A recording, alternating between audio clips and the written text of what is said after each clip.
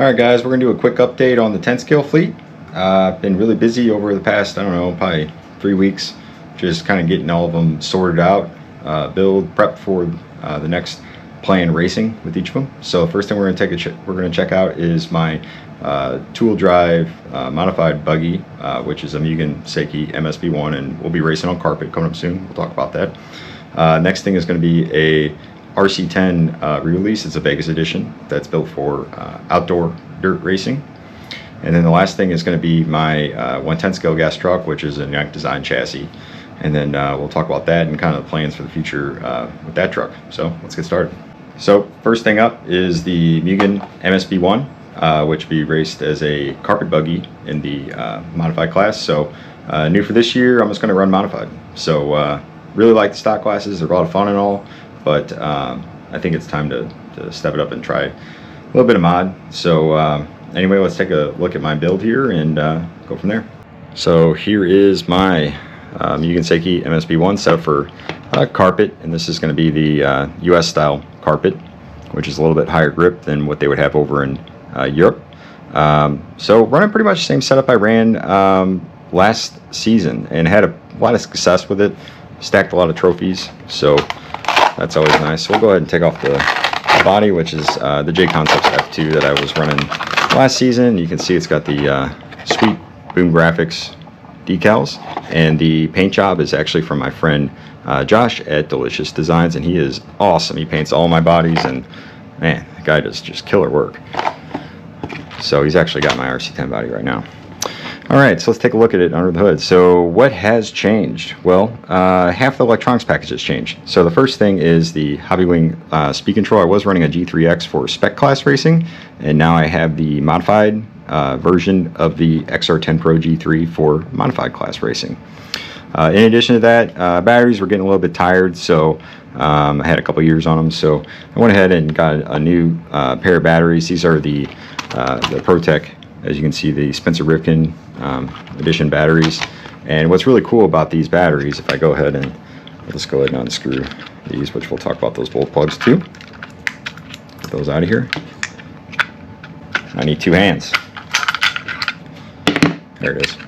So what's really cool about these batteries is they have these steel inserts that you can put in. So I just got a 35 in there right now. And you can see how the bottom of the battery is keyed to allow that. So super cool idea, ProTech. This is going to be great, especially for carpet racing. You know, I've had the battery plates before shift back and forth, and the only way to keep them from doing that is taping them, but then you have a higher center of gravity, which is not ideal. So, great upgrade. All right, what else has changed? Really, these ProTech battery connectors, which are awesome, by the way. So, let's take a quick look at these, because I think they deserve some time to talk about them. You can see that they're labeled. They have red and black labeled positive, negative, which is nice, but the best part about them is you unscrew them, they pop right out. So you don't have to like yank on the wire and potentially damage anything. Not just that, you just get a better overall connection with less resistance when you screw these things in. I mean, you can practically pick up the buggy by the connector because they're just like really in there. So awesome accessory by ProTech RC. In addition to that, we have the Hobbywing modified motors. So I have a few different lines here that I've been playing around with. So I'm looking at the current layout over at the track I'm going to go to first, which is going to be Alpha RC, as well as there's a new track opening over in Jeff City. I think they just had their first opening day test and tune. So, and it's a little bit of a smaller paperclip style track. So 8.5 is going to be plenty, I think, in a tool drive buggy for that. So I did go ahead and put a 12.3 rotor in there, just kind of soften it up a little bit for carpet. But yeah, I have multiple different lines all the way down to a 5.5 turn for this, and I think it really just depends on the tracks that I'm going to race it on and the layouts.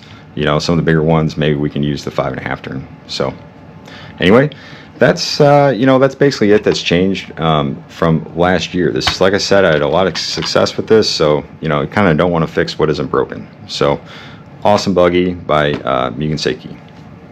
All right, next thing we're going to take a look at is my 110 scale gas truck, which is just an Ignite design chassis that's on a T6 based truck. It's kind of a Frankenstein, so it did start life as a T6 too, but it's somewhere, I don't even know. It's kind of like a T6-4 / made, fabricated in-house type thing. So So we'll take a look at what's new for next year and talk about some of the future plans with it.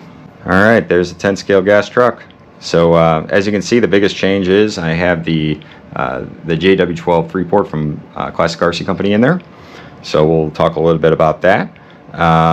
You know, other than that, it's pretty much the same as it was as it rolled off the track at our series finals at St. Louis Derpers. So it was really cool. Last year we raced these in a series, 5 rounds. So made it through all 5 rounds. So with the series, there's a little bit of nuance there. So we actually didn't have enough gas trucks, you know, as the rounds progressed, just from people breaking out or whatever, couldn't find replacement part or something like that. So we actually had combined modified brushless electric trucks as well as the gas trucks all into kind of the same class, which was more fun anyway. You know, it made for bigger fields. We had a full A main pretty much every round, so that was awesome. I finished up second in the series. You know, I actually ended up losing to a modified brushless truck driven by a very skilled driver. So you know, as far as performance comparisons, you know, on the track, which I thought was kind of interesting to see this comparison, very similar to the modified brushless electric, you know, as far as lap time capability, stuff like that. The biggest thing is the brushless obviously are going to be a little more reliable, and the biggest thing is they're just more consistent. So, you know, they're going to perform the same power delivery and braking no matter what the conditions are, whether it's hot, cold, dusty, gripped up, you know. Whereas with the gas trucks, with everything being more mechanical, you know, and tuning the carburetor and everything else associated with it, you know, you do have some inconsistencies there. So I think that was really the difference maker in the series, you know. So at the end of the day, though, had a blast, had a lot of fun battling with these guys, and then, you know, can't wait to, you know, to get this thing out and race again next year. So let's take a look under the hood. So this thing got thrashed pretty hard throughout the year. Just like an A scale, you rebuild these things the same way. You break it down, sonic clean it, put it back together, essentially. You know, I really didn't have any problems with this thing throughout the year. I mean, I really, it's only a handful of failures or breaks, I guess you could say. And none of those were related to the, you know, Ignite components. So, one of the things I broke was I bent a rear shock shaft, and I think it's just because I went off a jump that was massive and landed pretty bad on it, so that'll happen. I did break a right rear arm, and that's mainly because we got a Dremel to clear the spur gear. So, you know, that's not something that I would say that's to be expected to happen if you have a really gnarly landing. You know, other than that, I mean, really no issues. I mean, I had a body clip fall off, and I had a DNF from a body coming off, or acting like a parachute, I guess. Yeah, I mean, I really can't think of anything else. I mean, this thing was rock solid all year long. I mean, I pretty much just replaced the oils and fluids in the truck. The ball diff, I did have to rebuild that every single race day, and that's to be expected with these. You know, they get a little bit of dirt infiltration in the ball diffs.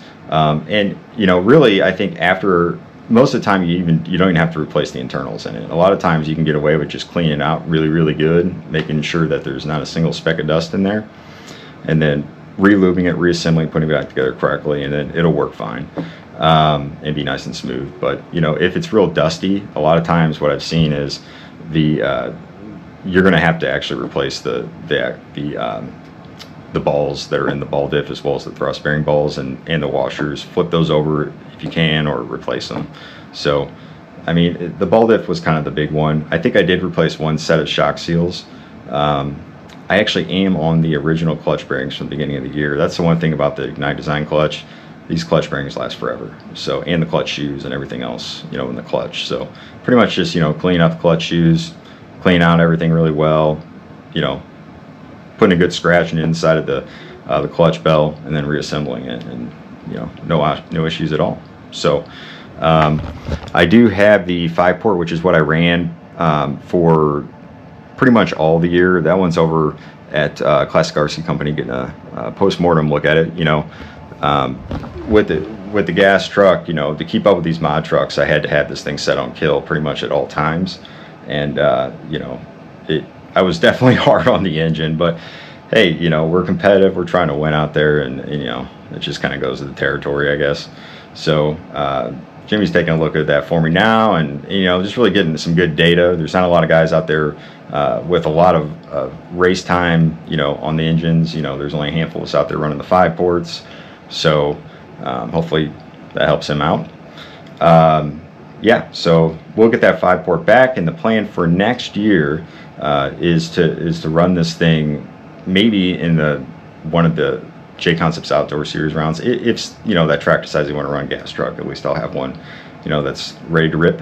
So, or maybe we'll just run them exhibition locally. So we'll see. But either way, she's ready to go.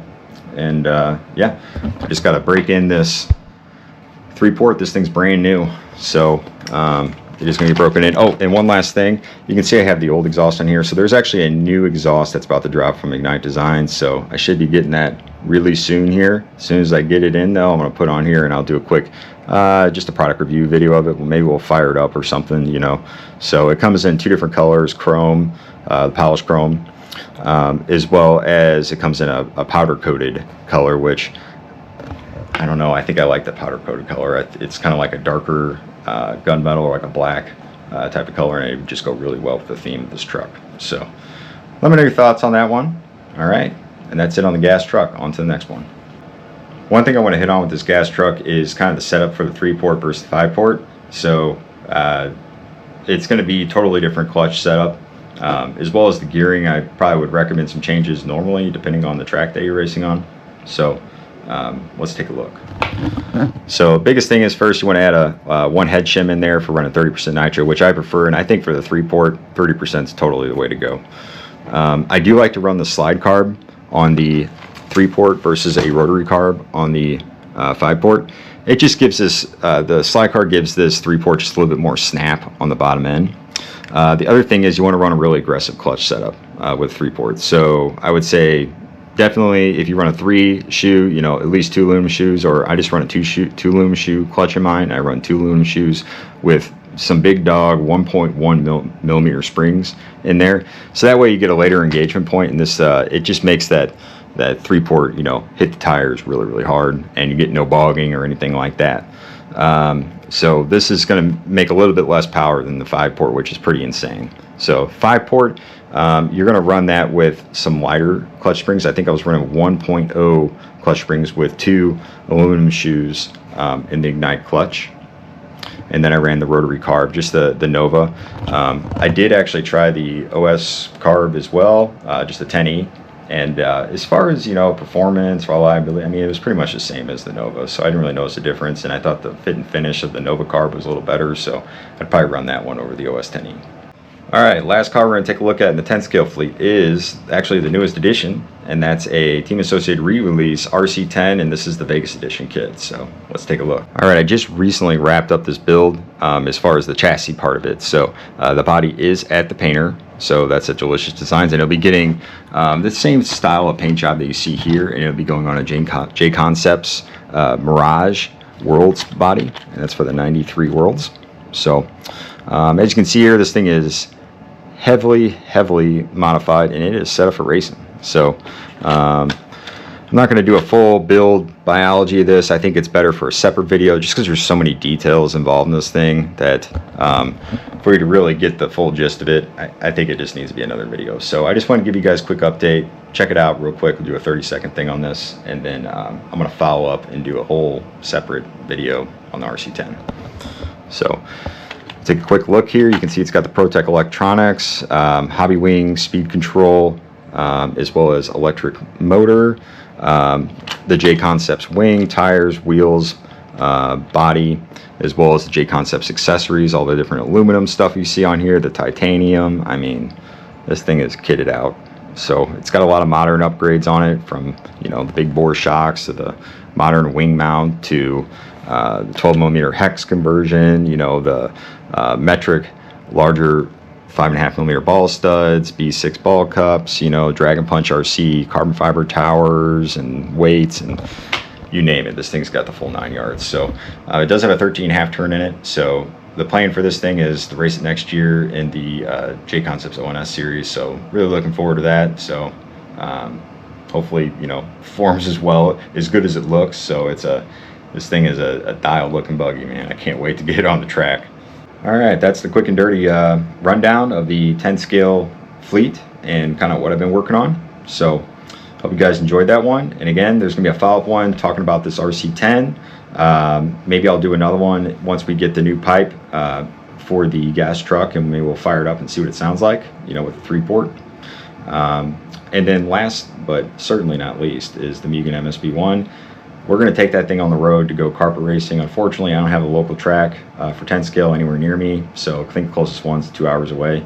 So we'll be making a road trip over to one of those tracks, and then maybe do some vlogging or something like that, you know, if you guys want to go along for the ride, run some mod buggy on carpet. So let me know in the comments, and again, appreciate the watch, and I'll see you guys on the next one.